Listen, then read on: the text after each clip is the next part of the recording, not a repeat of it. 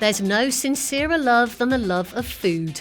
George Bernard Shaw's words of 1903, and more than 100 years on, 5 fine chefs vying to be named Northamptonshire's Chef of the Year couldn't agree more.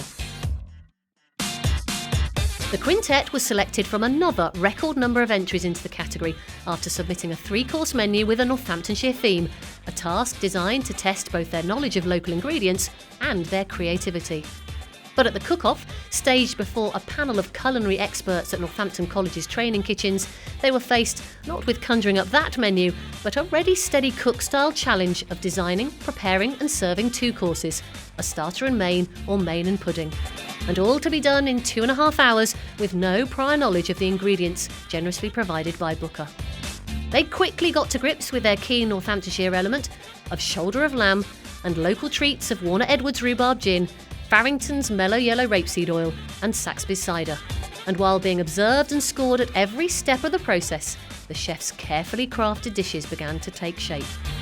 And all while being watched by those with the clipboards, the team of judges, among them Aaron Melly from TMI Foods and Chris Fleming from Cordant People, representing the 2 Northampton firms which have come together as co-sponsors of the increasingly prestigious category.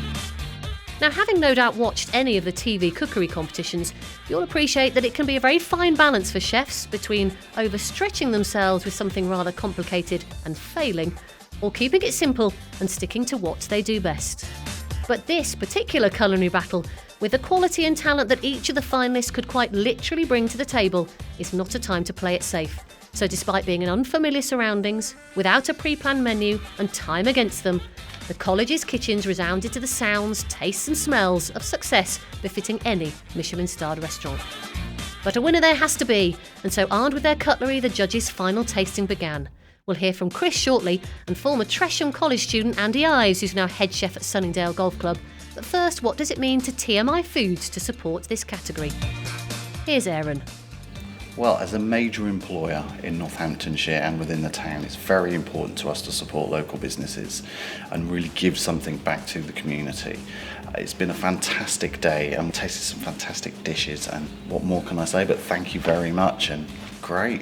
I think going back into a commercial kitchen took me back to sort of being a teenager again, and really reminded me of what it was that got me into catering. So to spend some time with the chefs at different stages of their careers and look at what they were doing with the produce was really enjoyable and exciting. So really enjoyed what I saw from coming out the kitchen today. It was great. It was great to be invited. Great to see some really good chefs in the county, some really good produce. The chefs made the decision really difficult. There's very little between any of them. They treated the produce with great respect and produced some stunning food.